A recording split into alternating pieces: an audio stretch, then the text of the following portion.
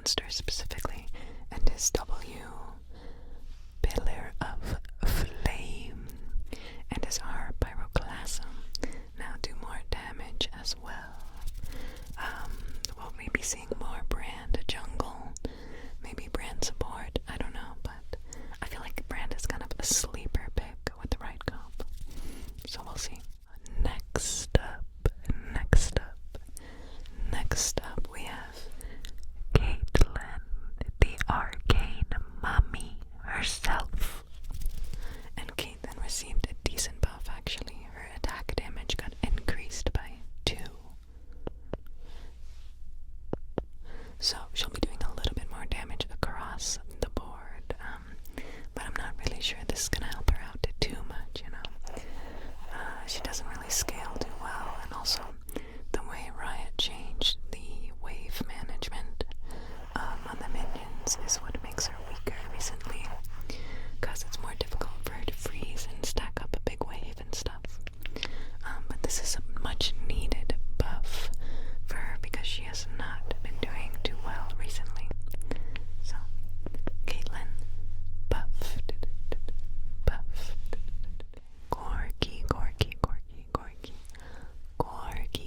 Gorky received a nerf skewed towards professional play. And I think most of these changes will be skewed for professional play because it's before Worlds.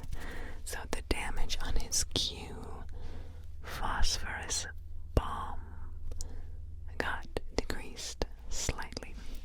And this is mainly to reduce his wave clear.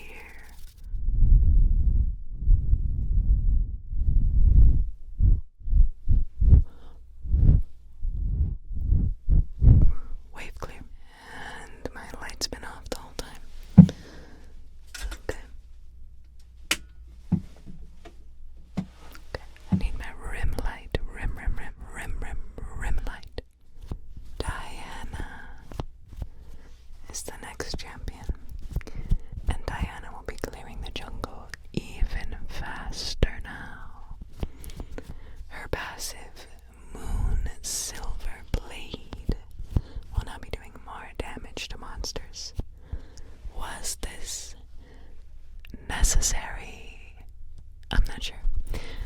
I feel like she was already clearing the jungle pretty fast, like, I don't know. And also I feel like Diana is just kind of boring to watch. So, like, you know she's gonna full clear every game. Literally every game. And it's just kind of a boring playstyle to watch at Worlds, so like Riot, I don't know. I don't like this one. I don't know why you're doing this, to be honest. But that was Diana. Draven.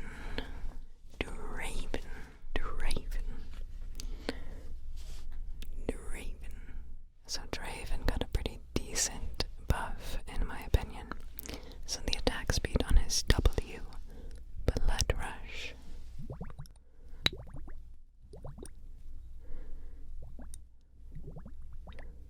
Blood Rush got increased by 10% at all ranks, and the damage on his R, Whirling Death,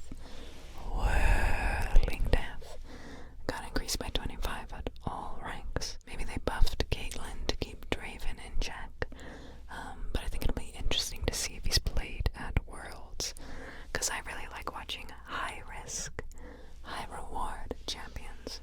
And so it's like much more exciting, in my opinion. Like, it's so satisfying when he's on the team that you're pulling for and then he cashes in, or he's on the enemy team and he loses all his stacks. Like, we want some excitement in Worlds, right? Like, come on, let's see some Draven.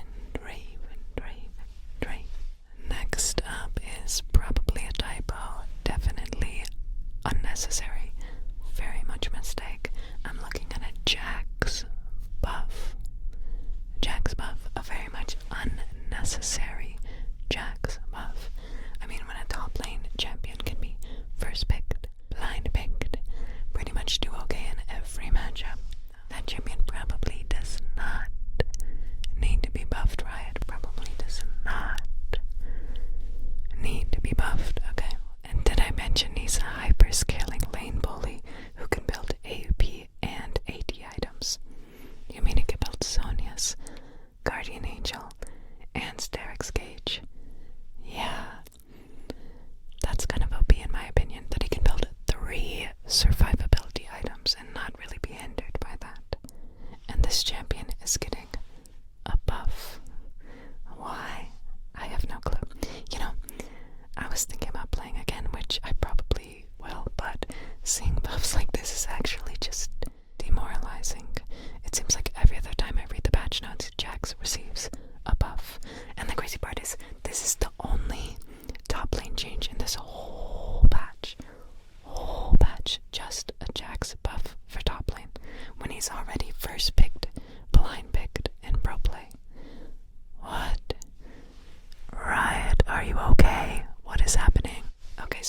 minus 15 HP to compensate for this buff. And the buff is plus 20 armor on his level 1 ultimate. What? So Riot, you're telling me he's getting minus 15 HP, which is like 1/4 of an auto attack at level 1.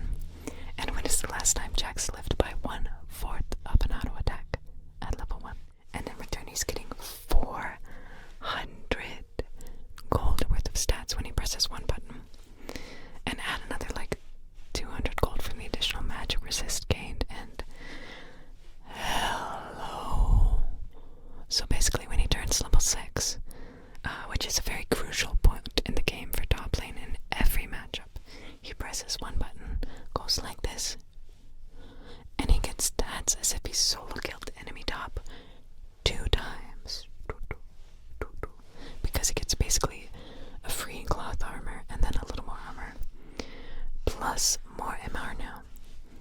Okay, I always tell myself, no, there's no reason to learn Jax right now because Riot is gonna nerf him soon. But they keep doing this. What? Anyways, Jax received a pretty significant buff because Riot knows absolutely nothing about top lane. That's fine. 90% of players don't like playing this role. Yes, 90% of players. Is it true? I don't know. But I'm sure jungle, mid, bot, and support players don't like playing it. And I'm pretty sure half of all top laners think their role sucks. I saw a video of Bo Belter talking about his top lane experience, and it pretty much sums it up like this. Long story short, he had a terrible experience and he won't be playing that role ever again. Oh, and apparently Doublelift wants to play top lane to Challenger. If he does attempt that, I think I'm gonna be forced to play again because there's no way an ADC main will get higher rank than me at my role. No way. It won't happen. My guess is he'll be hard stuck low masters, and he'll probably be playing Renekton and Jax. Let's be honest. OP champions. Moving on. Where are we?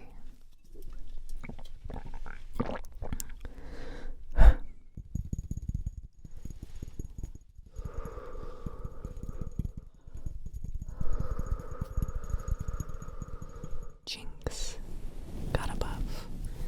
The range of her rockets from her Q. Switcheroo has increased by 20 at rank 1. And the damage on her E flame jumpers has been increased as well. And wow, I think Jinx players will be really happy with this. Anytime the range of an ADC gets increased, it really changes the dynamics of the matchup. Because I like the spacing and who gets to auto each other more or something. So, anyways, this is a pretty big buff, in my opinion.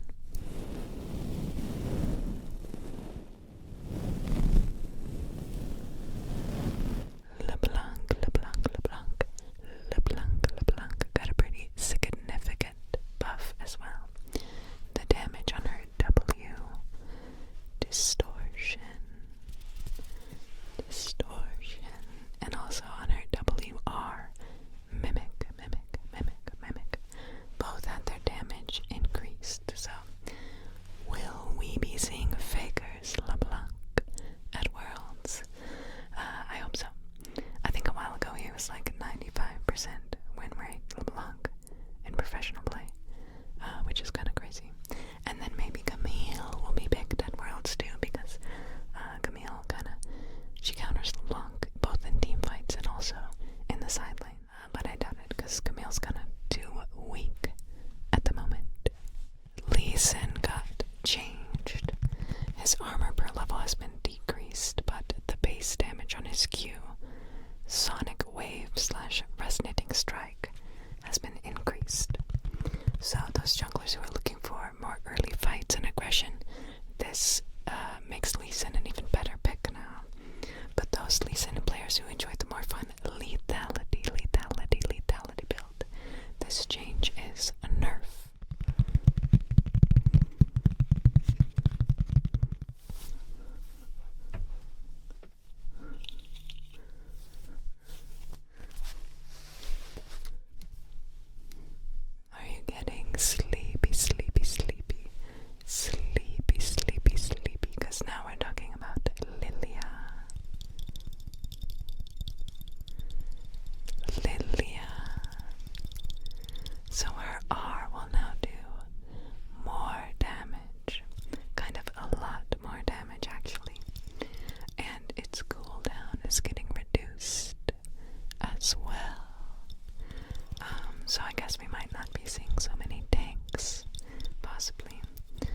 since Brand and Lilia are getting buffed.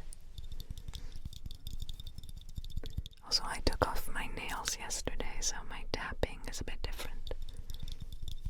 But it's kind of nice. It's kind of like more muted tapping instead of like a really rich, sharp tapping. Not bad. Okay, so Mel received a pretty much needed buff, you could say. The damage on her passive has increased pretty significantly. And I don't really know how Mel works, but I do know that her win rate is pretty low. So these are probably needed buffs. And is it a coincidence that a lot of arcane champions are getting buffed before Worlds? Like last patch, Jace, and then Caitlyn, Jinx, Mel. I don't know, weird, right? Next up we have Pantheon. And Pantheon got his jungle clear nerfed. His Q, Comet, Spear, will now do less damage to jungle monsters. And also his W, Shield, Vault, will also be doing less damage to jungle monsters. It seems like Riot is really trying to change and like shake up the jungle meta, because there have been a lot of jungle changes.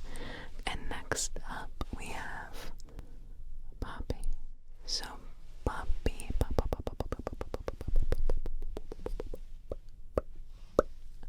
Poppy is also having her clear speed slowed. Her Q, Hammer Shock, had its damage to monsters reduced, and maybe nerfing her will kind of open up the meta some more, since she counters things like Lee Sin and Zac.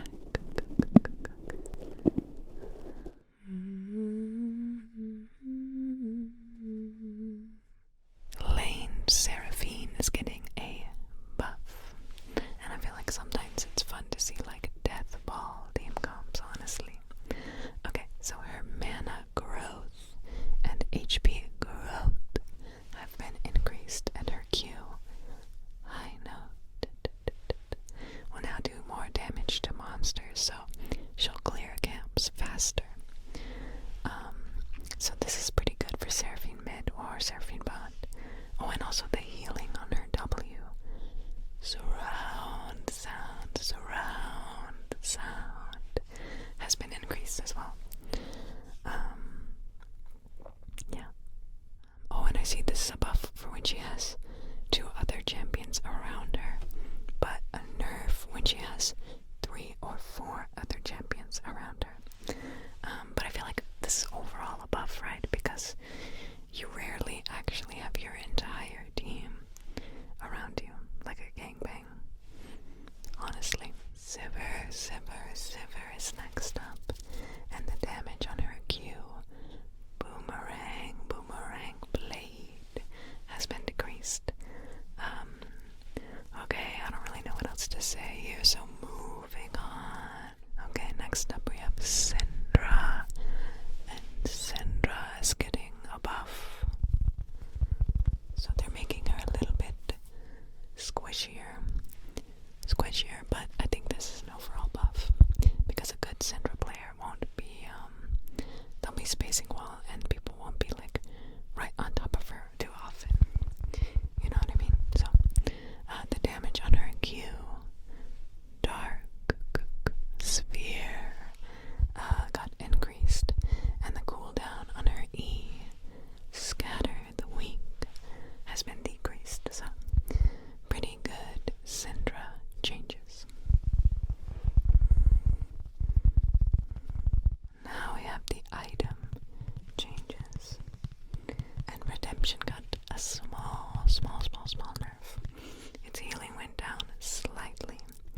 I think the item was too strong in 5v5s in competitive play, so Riot wants to see a little bit more variety at Worlds.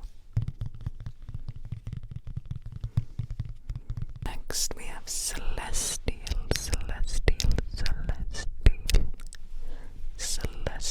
Opposition. And this item got a nerf. So apparently on Nico you could send out your clone and slow someone with this item. And I literally didn't even know what this item was before. And I've never played Nico in my whole life. But apparently that was a thing.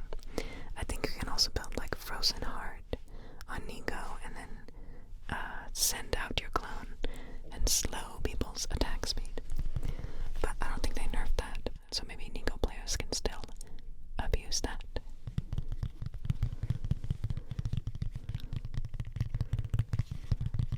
And then we have the rune changes. The rune changes include Unsealed Spellbook.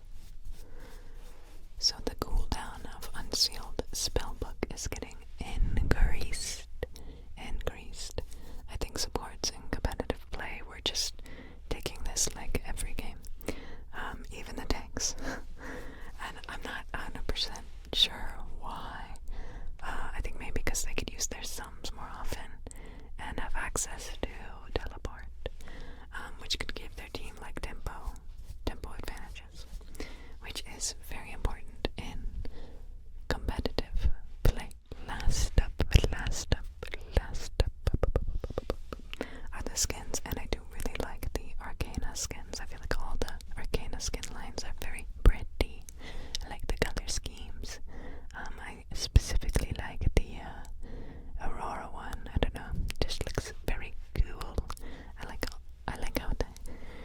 the little halo around her. Anyways, that is it. That is it for this pack.